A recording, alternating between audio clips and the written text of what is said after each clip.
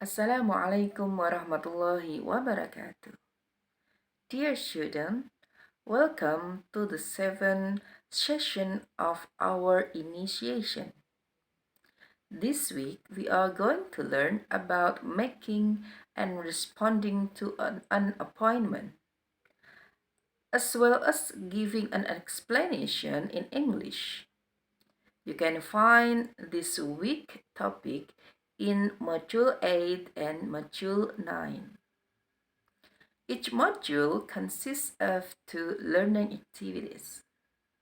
By the end of the week, you are expected to be able to identify the expression used to make or respond to an appointment, explanation, negotiation, and through a conclusion in a meeting.